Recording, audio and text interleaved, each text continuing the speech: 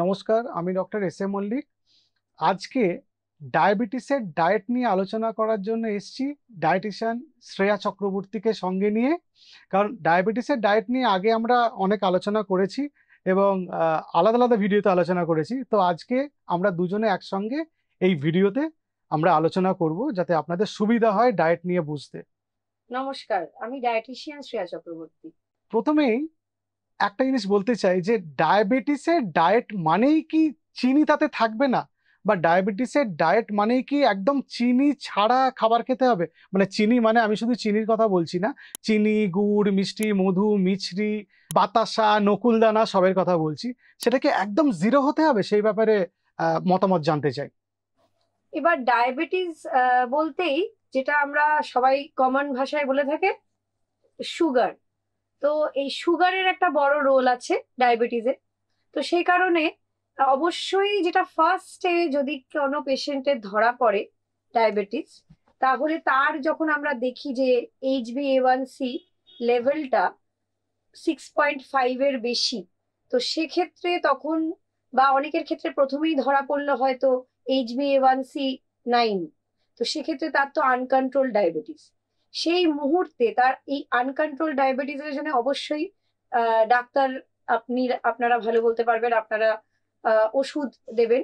আর ডায়েটিশিয়ানদের অস্ত্র হচ্ছে তাহলে ফার্স্টেই এই যেগুলো বললেন চিনি, গুড়, মিছরি, বাতাসা, নকুলদানা, এগুলোকে বন্ধ করে দিতে হবে।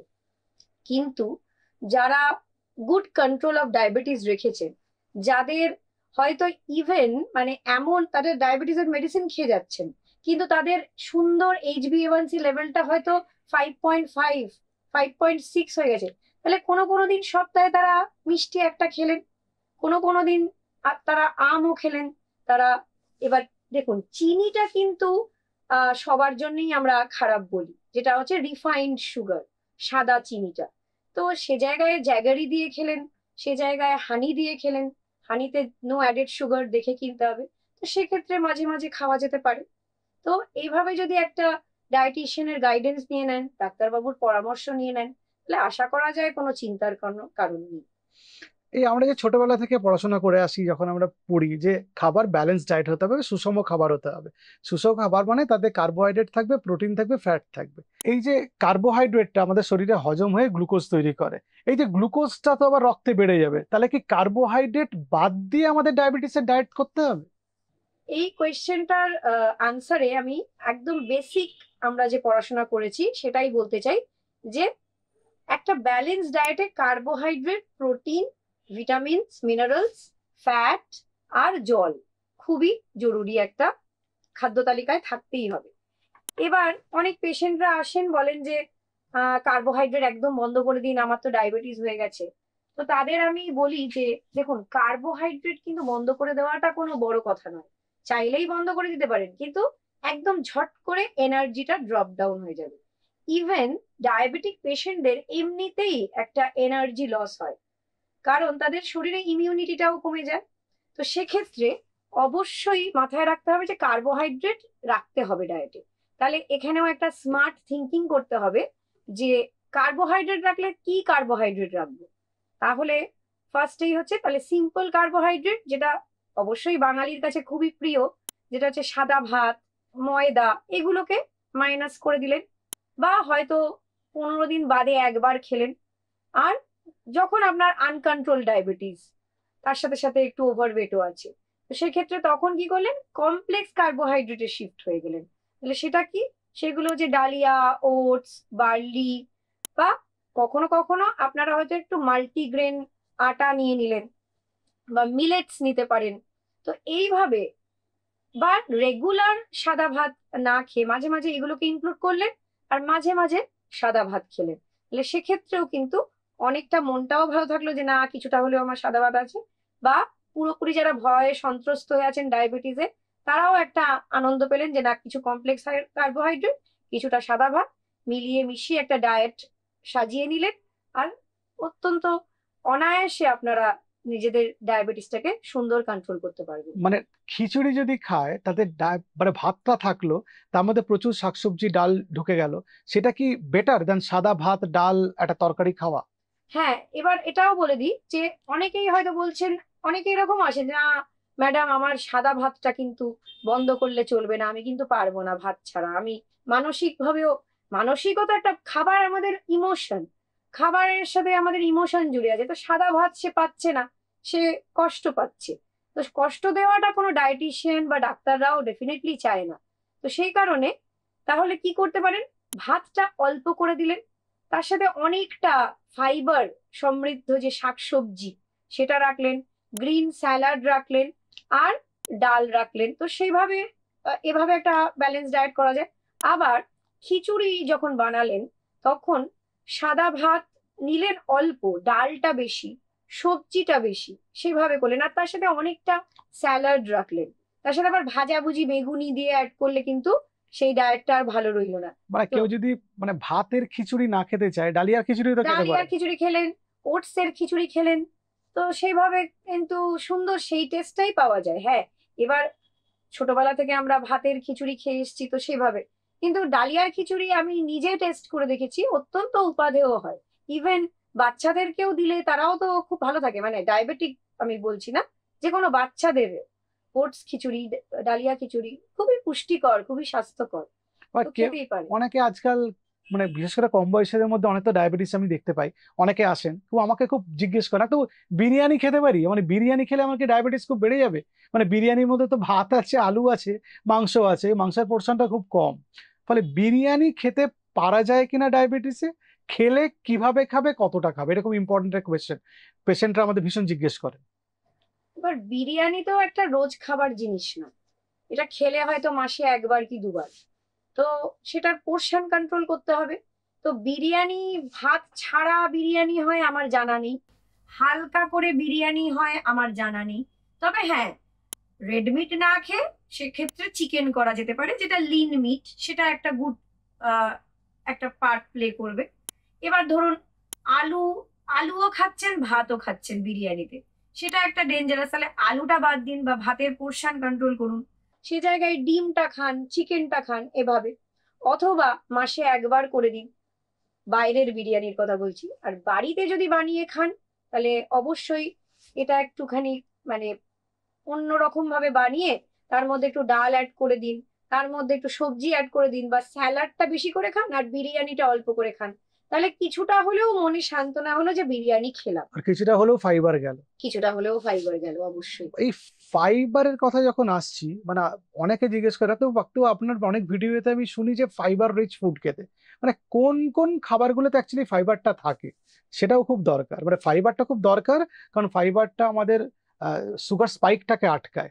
বডিতে গিয়ে যখন খাবারটা খাই আমরা, তখন একটা জেল লাইক স্ট্রাকচার তৈরি তারা করে, হজম হতে টাইম লাগে, টাইম লাগায়, আর চট করে গ্লুকোজটা অ্যাবজর্পশন হয় না। অ্যাবসর্পশন তাহলে হতে কোন দেয় না, কোন খাবারে ব্লাড ফাইবারটা মানে থাকে? ব্লাডে গিয়ে সুগার স্পাইকটা অত তাড়াতাড়ি হতে দেয় না, হ্যাঁ, যেটা একটা ডায়াবেটিক ফ্রেন্ডলি ডায়েটে বলা এক্স্যাক্টলি, যেতে মানে পারে। কোন কোন খাবারে ফাইবারটা থাকে সেটা অনেকে জানতে চান। তো এই ফাইবার রিচ ফুড বলতেই আমরা বলি যে সবুজ শাকসবজি, যেগুলো মার্কেটে অ্যাভেলেবল, শাক, ব্রকলি, কলিফ্লাওয়ার, ক্যাবেজ, ঝিঙা, পটল, যে কোনো আপনি সবজি নিয়ে নিন, সেগুলোই। এছাড়া ফল, যেটা হচ্ছে খুব গুড সোর্স অফ ফাইবার। তো এবং খোসা শুদ্ধও যদি আপনারা সবজিগুলোকে খান, সেটার কিন্তু ফাইবার কন্টেন্টটা অনেকটা বেড়ে যায়। ইভেন প্রথমেই যেটা আমরা মানা করে দিই, যেটা হচ্ছে আলু। এবার রোজ হয়তো আলু খেলেন না, কিন্তু যখনই খেলেন তখন হয়তো শাক, খোসা শুদ্ধ খেলেন, সেটার কিন্তু ফাইবার কন্টেন্টটা একটু বেটার হয়। তো সেই ক্ষেত্রে প্রথমেই বললাম সবুজ শাকসবজি, তার সাথে ফল, ইভেন ছোলা, ঘুগনি মটর, কাবুলি চানা, রাজমা, এগুলোর মধ্যেও কিন্তু অনেকটা ফাইবার থাকে। তো এইগুলো যদি বেশি রেখে কার্বোহাইড্রেট পোর্শনটা কম রাখেন, তাহলে অনেকটাই আপনাদের খাবারটা ফাইবার সমৃদ্ধ হচ্ছে, আর ডায়াবেটিসটা সুন্দর কন্ট্রোল হয়। কারণ এরা, যেটা প্রথমেই বললাম, হজম হতে সময় লাগায়, আর ব্লাডে গ্লুকোজ স্পাইকটা তাড়াতাড়ি হতে দেয় না, যেটা সিম্পল কার্বোহাইড্রেটটা অত্যন্ত তাড়াতাড়ি করে দেয়। আর এই বিভিন্ন রকম বাদাম, বিভিন্ন রকম বীজ। হ্যাঁ, বিভিন্ন রকমের নাটস, যেরকম অ্যালমন্ডস, ওয়ালনাটস আছে, ফ্ল্যাক্স সিডস, চিয়া সিডস আছে, এগুলোতেও অনেকটাই ফাইবার থাকে। কিন্তু হ্যাঁ, এবার আমরা যেটা একটা আর একটা কোয়েশ্চেন এটা হতে পারে, সেটা হচ্ছে যদি ইকোনমিক্যাল ব্যাকগ্রাউন্ড আমরা দেখি, সেক্ষেত্রে রেগুলার যেটা বললাম, আর যারা অ্যাফোর্ড করতে পারবেন ফ্ল্যাক্স সিড, চিয়া সিড, কারণ পেশেন্ট বিভিন্ন রকমের আসে, তারা বলে ম্যাডাম পারবো না হয়তো ফ্ল্যাক্স সিড, চিয়া সিড, তারা খাবেন না, তারা এই সবুজ শাকসবজি থেকেই সেই জিনিসগুলো পেতে পারেন। তবে আরো সমৃদ্ধ করার জন্য ডেফিনেটলি তারপরে গুড ফ্যাট কন্টেন্টের জন্য এই সিডস, এই আলমন্ডস, ওয়ালনাটস, পিস্তা, এইগুলো, তাহলে গুড ফ্যাটও পেয়ে গেলেন এখান থেকে। তোমাকে যেটা জিজ্ঞেস করব, অনেকে সেটা আমাকে জিজ্ঞেস করে, আমি সেটা তোমাকে জিজ্ঞেস করবো, সেটা হচ্ছে অনেকে জিজ্ঞেস করেন যে আচ্ছা ডাক্তারবাবু, আমার তো ডায়াবেটিস হলো, ওজনও বেশি, আপনি বলছেন ওজন কমাতে। এবার আগে তো আমি দুবেলা ভাত খেতাম, দুপুরবেলাতেও ভাত খেতাম, রাত্রিবেলাতেও ভাত খেতাম।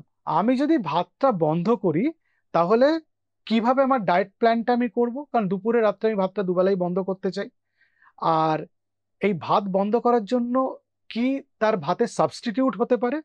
আর ভাত বন্ধ করলে আমার শরীরে কোনো ক্ষতি হবে কিনা, যেটা খুব মানে খুব বেশি করে আমার জানতে হবে, যে ভাতটা আমি দুম করে এতদিনের অভ্যাস যে আমি বন্ধ করে দেবো, আমার শরীরে তার অ্যাডভার্স কোনো এফেক্ট পড়বে কিনা। যেহেতু আপনি মানে পেশেন্ট বলছেন যে উনি ডায়াবেটিক, তার সাথে সাথে আবার ওভারওয়েট, তো সেক্ষেত্রে প্রথমেই বলি যে তার যদি সেভাবে কোনো এক্সারসাইজ তাহলে নেই, তিনি সেডেন্টারি একটা লাইফ কাটাচ্ছেন, মানে বেশিরভাগটাই বসে বসে, তার জন্যই তার এই ওভারওয়েট, বা দুবেলা ভাত খাচ্ছেন, তাহলে সেক্ষেত্রে অবশ্যই এই সিম্পল কার্বোহাইড্রেট বন্ধ করে দেওয়া যেতে পারে। কিন্তু ফর এনার্জি, সেই এনার্জিটা মানে একদম কার্বোহাইড্রেট লেস ডায়েট করে কোনো লাভ নেই, কারণ শুধু প্রোটিন ফ্যাট খেয়ে একটা অ্যাডভার্স এফেক্ট হতে পারে বডিতে। এবার এজ বা তার আমার জানা নেই তার অন্য কোনো কমপ্লিকেশন আছে কিনা, তাহলে সেক্ষেত্রে তো আবার প্রোটিনেরও মানে হিসাব হয়। তো সেজন্য অবশ্যই কার্বোহাইড্রেটের মধ্যে এই সিম্পল কার্বোহাইড্রেট বন্ধ করে দিন, কিন্তু কমপ্লেক্স কার্বোহাইড্রেটে শিফট হয়ে যান। তাহলে সেক্ষেত্রে ডালিয়া, ওটস, বার্লি, কিনুয়া, মিলেটস, এগুলোকে অ্যাড করা হোক, এগুলোর বিভিন্ন পদ্ধতিতে খান। ইভেন আমি অনেককেই সাজেস্ট করি যে হোয়াইট রাইস না খেলেও ব্রাউন রাইসও খেতে পারেন, সেটাতে অনেকটা ফাইবার, অনেকটা লেস রিফাইন্ড, তাহলে এভাবেও ভাতকে ইনক্লুড করা যেতে পারে। বা একটা মিলেটস এর মধ্যে আছে শ্যামা চাল, সেই শ্যামা চালটাও কিন্তু ভাতের মতো রান্না করে ডাল সবজি দিয়ে খেতেই পারেন, মাছের ঝোল দিয়ে। ভাতের স্বাদ হয়তো হবে না, কিন্তু ফাইবার কন্টেন্ট, হেলথ দেখতে গেলে এইগুলোতে নিজেদেরকে ফিট ইন করতে হবে। মানে আমি অন্যভাবে যদি জিজ্ঞেস করি তোমাকে, যে ডায়াবেটিক পেশেন্টরা কি ভাত খেতে পারে, মানে সেটাও একটা প্রশ্ন কিন্তু, যে অনেকে জিজ্ঞেস করে তো আমি ভাত খেতে পারি তো একবেলা, মানে ভাত খেলে বিশাল কিছু ক্ষতি হয়ে যাবে কিনা তারা জানতে চায় আর কি। মানে তারা সচেতন যে ডায়াবেটিস হয়েছে, তারা নিয়ন্ত্রণ করতে চায়, অ্যাট দ্য সেম টাইম তারা তাদের ডেলিকেসিটাও দেখে নিতে চায় আর কি, যে ভাত তারা খেলে কোনো অসুবিধা হবে কিনা। এটা একটা মানে খুব কমপ্লিকেটেড ও হতে পারে, আবার খুব ইজি ভাবেও আনসার দেওয়া যেতে পারে, দু রকমই হতে পারে। মানে যে ডায়াবেটিক পেশেন্টের গুড কন্ট্রোল অফ ডায়াবেটিস আছে, একজন প্রি ডায়াবেটিক পেশেন্টের মতো তার HbA1c লেভেল, তাহলে সে কেন ভাত খাবে না? সে হয়তো রোজ এক্সারসাইজ করছে, সে খাক ভাত, কিন্তু পোর্শন কন্ট্রোল, সেটা খুব মাথায় রাখতে হবে, পোর্শনটা কতটা খাচ্ছে হিসাব করে খেতে হবে। আর এই ভাতের সাথে তাকে বাড়িয়ে তুলতে হবে অনেকটা ফাইবার, অনেকটা ডাল, মাছ সে জায়গায় উনি খান, কিন্তু মাছ মাংস যা হোক, ডিম খান, কিন্তু ভাতটা কম। এবার যাদের আনকন্ট্রোল ডায়াবেটিস আছে, তারা এই হোয়াইট রাইস না খেয়ে তখন তাদের শিফট হতে হবে ব্রাউন রাইসে।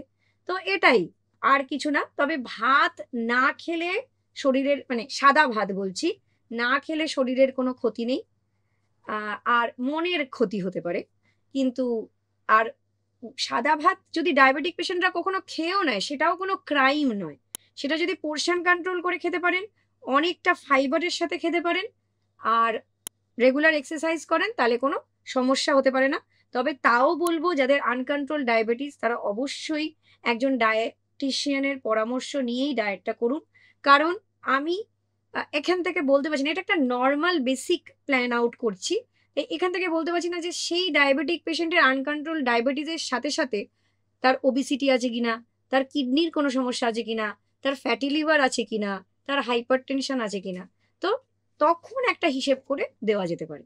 ওই ডায়াবেটিসের কথা এলেই ফল খাওয়ার ব্যাপারটা চলে আসে। পেশেন্টরা জিজ্ঞেস করেন ডাক্তারবাবু কি কি ফল খাবো, তখন আমি বলি যে ঠিক আছে, আপেল খান, পেয়ারা খান, আপনি শশা খেতে পারেন, বা কখনো কখনো পেঁপে খেতে পারেন। কিন্তু আমি বলি যে আম, কলা, লিচু, কাঁঠাল এগুলো একটু কম খাবেন। তাদের এক্সপ্লেনেশন দিয়ে দিই যে কেন কম খাবেন, যে আমের মধ্যে ফাইবার বেশি থাকে, আমটা লিচুর থেকে কম আবার সুগার বাড়ায়, ফলে লিচু অনেকটা আর হাই গ্লাইসেমিক ইন্ডেক্স ইন্ডেক্স, এগুলো। হ্যাঁ। মানে লিচু আর আমকে যদি আমি কম্পেয়ার করি, আমি দেখেছি যে আম খেলে সুগার একটু কম বেশি বাড়ে, লিচু খেলে আর একটু বেশি বাড়ে। এবার যদি একজনের খুব আনকন্ট্রোল ডায়াবেটিস আছে, মনে করো কারো ফাস্টিং সুগার 200-র উপরে, পিপি আছে 300 350, সে ফল খেলে কিভাবে খাবে, কতটা খাবে একটু বলে দাও। এবার যার এই লেভেল অফ ডায়াবেটিস সে তো আম লিচুর মানে দেখবেনই না, তাকিয়েই দেখবেন না, কারণ আম লিচু তার জন্য একদমই রেকমেন্ডেড না। তো তারা যদি ফল, অবশ্যই ফল তো ফাইবার আছে, তাহলে দেখতে হবে কোনটা লো গ্লাইসেমিক ইন্ডেক্স ফল। তার মানে শসা, দেন পেয়ারা, পেঁপে, আপেল, এগুলো তাও তারা খেতে পারে। তবে অনেকটা পরিমাণ ফল খাবে না, মানে 300-400 গ্রাম ফল খেয়ে নিলেন, যে মানে ফল খেতে বলছি মানেই অনেকটা খেতে হবে তাও নয়। তবে হিসাব করে মোটামুটি একটা 100-150 গ্রামের মধ্যে যে কোনো একটা ফল খেলেন সারাদিনে, তাহলে আশা করা যায় না মানে। কিন্তু মনে রাখতে হবে এই ফলের মধ্যেও তো সুগার ইজ দেয়ার, সেই জন্যে বেশি নয়, কিন্তু পরিমাণ মতন যে ফলগুলো বললাম খেলেন। আবার কোনো কোনো দিন আহ এই ফলের সাথে একটু ফাইবার বাড়াতে একটু ছোলা অ্যাড করে নিন। তো এইভাবে যদি মিক্সার ইম্প্রোভাইজ করতে হবে। ইম্প্রোভাইজ করতে থাকেন তাহলে আশা করা যায় কোনো সমস্যা হবে না। ড্রাই ফ্রুটস খেতে হলে, মানে অনেকে খুব খেতে পছন্দ করে, যে কাজু খাচ্ছেন বা আমন্ড বা ওয়ালনাট বা কিশমিশ বা খেজুর, তো ড্রাই ফ্রুটস গুলো খেতে হলে কতটা খাবে? মানে আমি ড্রাই ফ্রুটস খেতে বললাম আর পেশেন্টটা মুঠো মুঠো 4 মুঠো কাজু, 2 মুঠো কিশমিশ এই খেয়ে নিলেন, জন্যই, হ্যাঁ, কতটা খাওয়াটা সেফ? মানে যাদের যাদের ডায়াবেটিস কন্ট্রোলে আছে তারা কতটা ড্রাই ফ্রুটস গুলো খেতে পারে, সেটা একটা ইম্পর্টেন্ট কোয়েশ্চেন আর কি। এই কতটা খেতে পাওয়া বলাটা কিন্তু একটা পার্সন টু পার্সন ভ্যারি করবে। মানে এটা বলা যায় না যে একজন মানুষ যে খুব ভালো, ধরুন ডায়াবেটিক কিন্তু দারুণ এক্সারসাইজ করছে, তার পরিমাণ আলাদা হবে। এরপরে আরেকজন যে ডায়াবেটিক, সে সেডেন্টারি লাইফ কাটাচ্ছে, তার এই ড্রাই ফ্রুটস খাওয়ার পরিমাণটা আলাদা হবে। তো সেই জন্য এভাবে বলা যাবে না কতটা। তবে হ্যাঁ, মানে সারাদিনে প্রায় 100-150 গ্রাম আপনি খেয়ে নিচ্ছেন ড্রাই ফ্রুটস, সেটা হবে না। কিন্তু মোটামুটি 4-5 পিস অ্যালমন্ড, মোটামুটি একটু ক্যাশিউ, তবে হ্যাঁ মাথায় রাখতে হবে সল্টেড নয় এগুলো। আর খেজুরে তো সবচেয়ে হাইয়েস্ট অ্যামাউন্ট অফ সুগার থাকে, তো সেই জন্য ডায়াবেটিক পেশেন্টদের জন্য এটা সাজেস্টেড নয়। কিসমিসও এখনো মানে সাজেস্টেড নয়। তাই জন্য অ্যালমন্ডস, ওয়ালনাটস, পিস্তা, এগুলো মোটামুটি খেতেই পারে ইচ্ছা হলো ডায়াবেটিক বা পেশেন্ট। খুব সুইট ক্রেভিং আছে, মিষ্টি খেতে চায়, সে তো চাইলে কিছু কি খেজুর টেজুর তো নিশ্চয়ই খেতে পারে। ওই আবার সেই প্রশ্ন চলে আসে যে তার কোন লেভেল অফ ডায়াবেটিস, কোন লেভেল অফ HbA1c তে সে বিলং করে। তো মানে একটু তো স্ট্রিক্ট রাখতেই হবে, কারণ একটু আর তো কন্ট্রোল হবেও না। আর একটু আধটু তো দেখুন, বেড়াতে গেলেন তখন একটু অনিয়ম হয়ে গেল, আপনারা যে রান্নাটা হচ্ছে বাড়িতে, হয়তো আপনাদের কুক একটু চিনি দিয়ে দিল, তো এই সব প্লাস মাইনাস করে আপনাকে চলতে হবে। তো সেই জন্য রেকমেন্ডেড আমি খুব একটা করি না যে ডায়াবেটিক পেশেন্টরা খেজুর বা কিশমিশ খেতে পারে, বাট কখনো 2 সপ্তাহে একবার খেলে সেটা অতটা ক্যালকুলেটেড হবে না বা অতটা প্রবলেম ক্রিয়েট করবে না। খুব কমন একটা প্রশ্ন হচ্ছে যে দিনে কবার খাবার খাবো? 3 বার খাবো, মানে ব্রেকফাস্ট, লাঞ্চ, ডিনার খাবো, নাকি ব্রেকফাস্ট খাবো, আবার মিড মর্নিং খাবো, আবার লাঞ্চ খাবো, আবার ইভিনিং স্ন্যাকিং, আবার ডিনার? মানে অনেকে তো এরকম ডায়াবেটিক পেশেন্টরা আছেন যারা ফিল্ডে কাজ করেন, এবার তাকে যদি কিছু স্ন্যাকিং করতে হয় বা দুটো মিলের মাঝখানে কিছু খেতে হয়, তাহলে তাকে জাঙ্ক ফুড কিনে খেতে হবে, কারণ হেলদি ফুডের অপশনটা খুব কম। For them, how will they plan the diet plan actually? এবার যারা অবশ্যই ঘুরে ঘুরে কাজ করেন, তাদের সারাদিনের কিন্তু মিল প্ল্যানটা তাদের বাড়ির আহ, প্রিয়জনদের বা তাকে নিজেকেও অনেকটা করতে হয়। তো সেই জন্য মিল প্ল্যান করে নিন আগে থেকে, যে কি কি ক্যারি করবেন। অবশ্যই যদি ব্রেকফাস্টটা বাড়ি থেকে করে বেরোনো যায় সেটা সবচেয়ে ভালো। তারপরে লাঞ্চটা ক্যারি করুন, আর ডিনারটা বাড়ি এসে যত ঘুমাতে যাওয়ার 3 ঘন্টা আগে যদি খেতে পারেন বা 2 ঘন্টা আগে খেতে পারেন সেটা সবচেয়ে ভালো হয়। টাইমলি মিল খুব ইম্পর্টেন্ট ডায়াবেটিকদের জন্য, কারণ মেডিসিন গুলো খুব টাইমলি নিতে হয়, তো ডক্টররা আরো ভালো বলতে পারবে। তো সেই জন্য মেডিসিনের টাইমিংটা খুব ইম্পর্টেন্ট, আর মেডিসিনের সাথে কিন্তু জুড়ে থাকে এই খাবার টাইমিংটা, তো সেটা খুব ইম্পর্টেন্ট। আর ডায়াবেটিকদের একসাথে একসাথে গ্লুকোজ সার্জ হওয়াটা ভালো কথা নয়। মানে মানে 3টে বড় মিল করলেন, অনেকটা অনেকটা খেলেন যত খিদে পেয়েছে, সেটা খুব বুদ্ধিমানের কাজ হবে না। ব্রেক ব্রেক করে খান, যাতে ব্লাডে গ্লুকোজ স্পাইকটা অত তাড়াতাড়ি না হয়। সেই জন্য বলা হয় ডায়াবেটিক পেশেন্টদের ব্রেকফাস্ট, লাঞ্চ, ডিনার আর একটা মিড ডে মিল, একটা মিড মর্নিং একটা কিছু স্ন্যাকিং, আর ইভিনিং একটা ছোট স্ন্যাকিং। এটা কিন্তু আপনারা ক্যারি করতেই পারেন। একটা ফল নিয়ে নিলেন, সকালে খেলেন, মাঝখানে ব্রেকফাস্ট আর লাঞ্চের মাঝে সেটা ক্যারি করলেন, বা অনেক জায়গায় ফল অ্যাভেলেবেলও হয়, তো সেটা নিয়ে নিলেন, বা একটু ছোলা, ভেজানো ছোলা, বা একটু চিড়ে খই নিয়ে গেলেন, যেটা ইভিনিং এও খেলেন। তো এইভাবে যদি একটু হালকা কিছু, বা এমন কিছু বিস্কিট আমি বলছি যেটা ময়দা নয়, ওটসের বিস্কিট বা ফাইবার মাল্টিগ্রেন বিস্কিট, এরকম কিছু খেলেন, সেটাও কিন্তু অনেক ক্ষেত্রেই আপনাদের হেল্প করবে। আর লং টার্ম ডায়াবেটিক পেশেন্টরা কিন্তু না খেয়ে থাকলেও একটা হাইপোগ্লাইসেমিয়ারও সমস্যা হতে পারে, যেটা ব্লাড সুগার লেভেলটা সাডেন ফল করতে পারে। তো সেই কারণে খাওয়াটাও আবার খুব প্রয়োজনীয়। ডায়াবেটিক পেশেন্টদের মাথায় রেখে রেখে তাদের খেতে হবে, টাইম ক্যালকুলেট করে খেতে হবে। তো এতটা ভয় পেয়ে যাবেন না, কিন্তু যতটা সম্ভব কনসাস থাকা যায়। আপনাদের এই ডায়েট বা এই যে আজকে যে ডিসকাশনটা, আপনাদের প্যানিক স্ট্রাক করার জন্য নয়, আপনাদেরকে কনসাস করার জন্য, যে কতটা কনসাস থাকলে একটা হেলদি লাইফ আপনারা পেতে পারেন, সেটাই। ডায়াবেটিক পেশেন্টরা চা বা কফি খেতে পারেন কিনা চিনি ছাড়া, মানে খেলে কতবার খেতে পারেন, সেটা খুব ইম্পর্টেন্ট প্রশ্ন। অনেকে জিজ্ঞেস করেন, তো চিনি তো খাবো না, আপনি বলে দিলেন ঠিক আছে, গুড়ও খাবো না, কিন্তু চিনি ছাড়া চা কফি আমি খেতে পারি কিনা, সেটা কারণ আমার শরীরে ক্ষতি করবে কিনা। এবার কফি বলুন বা চা বলুন, কোনোটাই বেশি খাওয়া উচিত না, সেটা যে কোনো মানুষের জন্যই। সারাদিনে ম্যাক্সিমাম চা কফি মিলিয়ে 4বার খেতে পারেন। আর চা হলে, মানে শুধু যারা চা খাচ্ছেন ওরকমই 2-3বার, ম্যাক্সিমাম 4বার। কফি খেলেও তাই। তবে চা বা কফির যদি আমি কম্প্যারিজন করি, কফিতে ক্যাফিনটা আর একটু বেশি থাকে, তো ওটা আর একটু কম। আর চাটা আপনারা 2-3বার, ম্যাক্সিমাম 4বার খেতেই পারেন।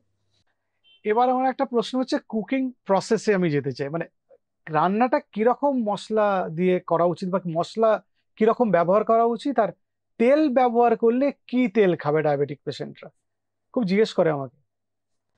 মশলা তো নর্মাল, যা জিরে, ধনে, হলুদ, কাশ্মীরি লাল মির্চ, তারপরে মেথি, মৌরি, যা কালো জিরে, এগুলো সবই ইউজ হতেই পারে একজন ডায়াবেটিক পেশেন্টের জন্য।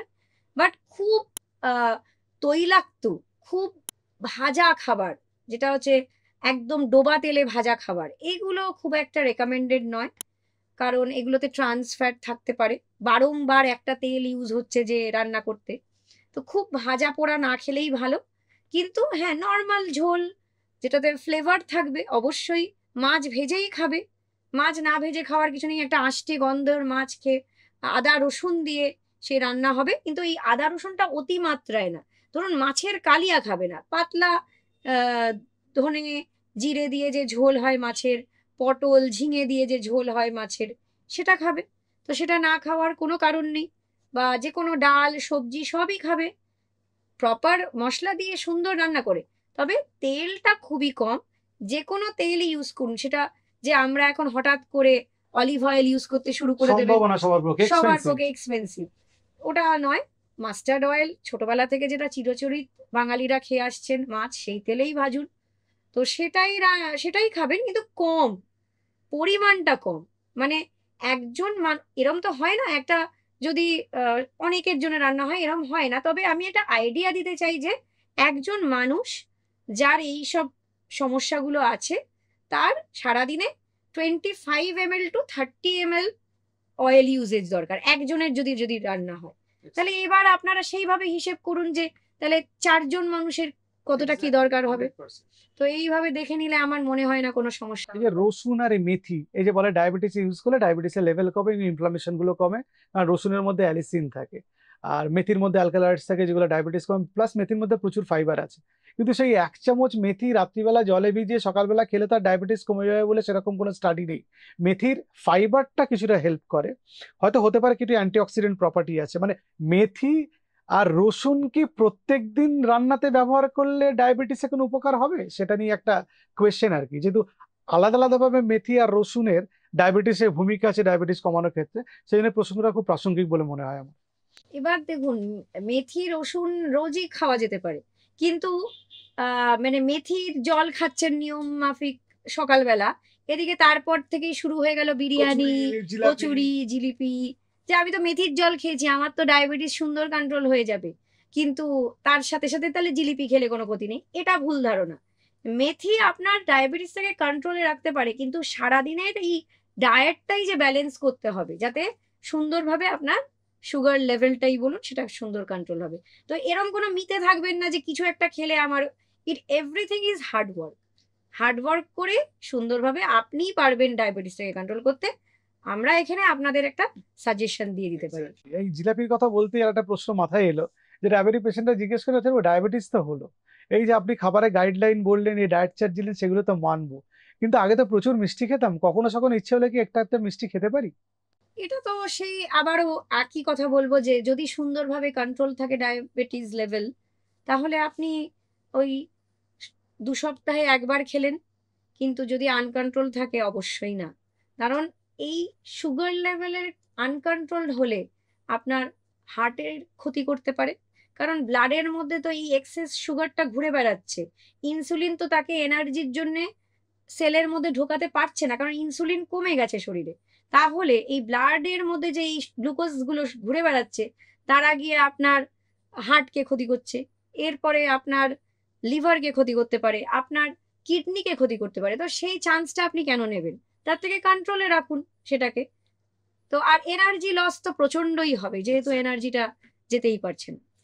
আর আর একটা প্রশ্ন হচ্ছে, যেটা মানে ভুরি ভুরি শুনি, যে প্রসেস ফুড প্লাস, আমরা বলি পেশেন্টদের যে প্রসেসড খাবার খাবেন না, কারণ প্রসেস খাবারের মধ্যে নুন আছে, চিনি আছে, বিভিন্ন রকম অ্যাডিটিভ প্রিজারভেটিভস আছে, প্লাস ফাইবার নেই, ফলে প্রসেস খাবার ডায়াবেটিসের জন্য খারাপ। তো লোকে বলেন প্রসেস খাবার কোনগুলো, যখন বোঝায় যে সসেস বা বেকন বা চিপস বা বিভিন্ন রকম চানাচুর, ভুজিয়া, সস, সস, আচার, হ্যাঁ, তো এগুলো সবই প্রসেস প্রসেস। ফুড, তো তখন বলবেন যে এগুলো ছাড়া বাঁচবো কি করে, মানে সত্যি কি প্রসেস ফুড ছাড়া কি ডায়েট প্ল্যান করা সম্ভব না, সেটা একটা প্রশ্ন আর কি, এবং অনেকেরা জিজ্ঞেস করেন।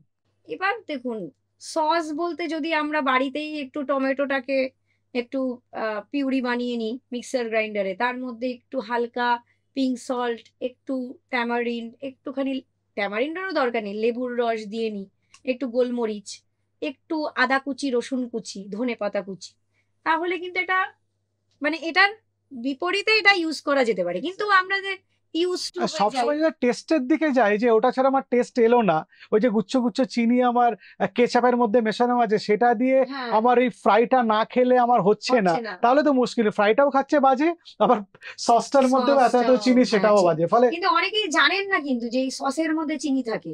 হ্যাঁ, ইভেন ওই আচারগুলো যেগুলো প্রসেসড হয় তারেও চিনি দেয়, চিনি কারণ দেয় টেস্ট এনহ্যান্স enhance হয়। করার জন্য। তো সেই জন্যই ওটা, এবার দেখুন, আপনি বেড়াতে গেছেন তখন একটু খেলেন, দ্যাট ইজ ডিফারেন্ট। রেগুলার হ্যাবিটের মধ্যে না রাখা ভালো। তো রাত্রের খাবারের প্ল্যানিংটা কিরকম হবে, মানে এরকম কোনো হার্ড অ্যান্ড ফাস্ট রুল আছে কি, রাত্রের খাবারটা পার্টিকুলার এরকম গ্রুপ অফ ফুড খেতে হবে, বা এই রকম হতে হবে, মানে কম খেতে হবে, বা খেলে কি ধরনের ডিনারের তার মেনু থাকা উচিত?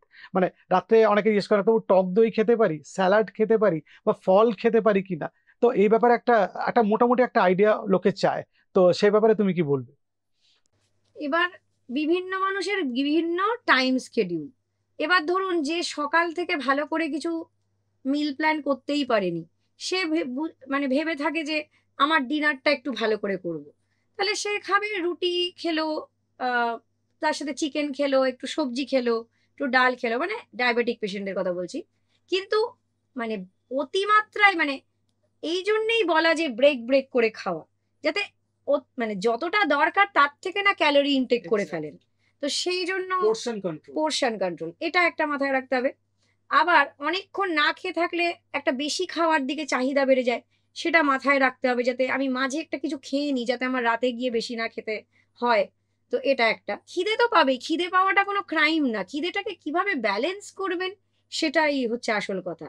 আর ডায়েটিশিয়ানরা না খাইয়ে রাখতেও এখানে বসে নেই, তো সেই জন্য খাবেন নিশ্চয়ই, খাওয়াটা খাওয়ার জন্যই জীবন, তো খেতে হবে, তা না ফুয়েল কি করে আসবে, ইঞ্জিন চলবে না। তো সেই জন্য খাওয়াটা দরকারি, কিন্তু তার মানে এই নয় যে অতিমাত্রায় খাবেন, কিন্তু নর্মাল ব্যালেন্স থাকবে। তবে যেটা আমরা লাঞ্চে, কারণ আমি এমনিই বলি যে রাতের দিকে খুব এক্সপেরিমেন্টেশন করাটা উচিত নয়। যেটাতে আপনার চিরচরিত নিয়মে এক্স্যাক্টলি, চলছেন সেটা এমন কিছু খেয়ে ফেললেন সারা রাত বদহজমের ঘুম সারা হলো রাত না। বদহজম হলো, ঘুম হলো। ইভেন রাতের দিকে এই পরিষেবাগুলো, যে ডাক্তারি হ্যাঁ পরিষেবাগুলোও হ্যাঁ, কিন্তু অনেক কমে যায়। সীমিত হয়ে যায়। বা হঠাৎ করে এমন যে ইনসুলিন নিচ্ছে, সে আবার মানে হয়তো অনেক ইউনিট, 16 ইউনিট, 17 ইউনিট এত করে ইনসুলিন নিচ্ছেন, তিনি আবার আজকে বললেন যে না আমার বিকেলে একটু খাওয়া হয়ে গেছে, রাতে খেলাম রাতে না, খেলামই না, কিন্তু সুগার ফল। ইনসুলিনটা আবার নিয়ে নিলেন, হ্যাঁ, এগুলো সেক্ষেত্রে কিন্তু হাইপোগ্লাইসিমিয়া। হাইপোগ্লাইসেমিয়া হয়ে গেল। আর একটা লাস্ট প্রশ্ন আমি করব, যে ডায়াবেটিসের ডায়েটে প্রোটিনের কি ভূমিকা আছে এবং প্রোটিন খেলে কি ধরনের প্রোটিন খাবে, এটা খুব ইম্পর্টেন্ট। অনেকে জিজ্ঞেস করেন আপনার ডায়াবেটিস আছে, মাছ মাংস ডিম খেতে পারি তো? ফলে সেই প্রশ্নটা করতে চাই, বা যারা ভেজিটেরিয়ান তারা কি করে প্রোটিনটা পাবে? ডায়াবেটিক পেশেন্টরা প্রোটিন অবশ্যই ইনটেক করবেন, কারণ প্রোটিন যেটা করে হচ্ছে একটা ফিলিং দেয়। এবার প্রোটিন রিচ ডায়েট খেলে যেটা হয়, মানে পেটটা অনেকক্ষণ ভরে থাকে, তো যার জন্য বারবার যে ক্রেভিং হয় না। কারণ এমনিতে এক তো হচ্ছে যে ডায়াবেটিসে পোর্শন কন্ট্রোল করে দিতে হয়, তার জন্য একটু বারে বারে একটা খিদে পেতে পারে। তাছাড়া মানসিকভাবেও অনেক খাবার যেহেতু বন্ধ হয়ে যায়, একটা স্ট্রেস তৈরি হতে পারে, যার জন্য কর্টিজল হরমোন রিলিজ হতে পারে, যার জন্য মাঝে মাঝে একটা ক্রেভিং হতে থাকে। আর যেটা দেখা গেছে মানুষকে যেটা না করা হবে সেটার খাওয়ার প্রবণতা যেহেতু বেড়ে যায়, সেই জন্য এটা মানে চিরচরিত দেখা গেছে যেটাতে না করবে সেটাই বেশি করে খেতে ইচ্ছে করে। তো সেই জন্য ওই জন্য সুইট ক্রেভিংটাও বাড়তে থাকে। তো ওই কারণে প্রোটিন যদি খেয়ে নেন, তাহলে মনটা ভালো থাকছে, যে মাছ মাংস ডিম যেটা বাঙালির একটা ইমোশন, যদি খান তো সেটা খেলে কিন্তু পেটটা ভরে থাকছে। আর যারা ভেজিটেরিয়ান তারা তো ডাল, লেন্টিলস বলতে যেগুলো হচ্ছে আপনাদের ছোলা, মটর, এগুলো খেলো, প্লিজ। পিস, রাজমা, এগুলো খাওয়া হলো। আর তার সাথে সাথে টোফু, সয়াবিন, সয়াবিনের তো চিকেনের থেকেও বেশি প্রোটিন থাকে, তো সেই জন্য ওটা খান। আর দুধ, টক দই, এগুলোর মধ্যেও প্রোটিন পাবেন। ছানা খুব গুড সোর্স অফ প্রোটিন, তো এইগুলো খান, খেলে আপনারা ভালোও থাকবেন। কিন্তু এই যে প্রোটিন খেতে বলছি মানে প্রচুর পরিমাণে প্রোটিন খেয়ে যাচ্ছেন, অনেকটা করে মানে 200-300 গ্রাম করে মাছ মাংস খেয়ে যাচ্ছেন, সেটা কিন্তু নট হেলদি। কারণ ডায়াবেটিস থাকলে একটু তো কনসিয়াস হয়ে যেতেই হবে যে আপনার কিডনি হেলথটাকেও ভালো রাখতে হবে। তো সেই জন্য অতিমাত্রায় প্রোটিন নেওয়াটা কিন্তু কোনো বুদ্ধিমানের কাজ হবে না। থ্যাংক ইউ, যে একটা মোটামুটি একটা ডায়াবেটিসের ডায়েট নিয়ে আমাদের আলোচনা হলো। আশা করি আমাদের দর্শক বন্ধুদের আমাদের এই আলোচনা কাজে লাগবে এবং তারা এটা ফলো করে মোটামুটি স্বাস্থ্যকর একটা জীবনযাত্রাতে এগিয়ে যেতে পারবে। নমস্কার।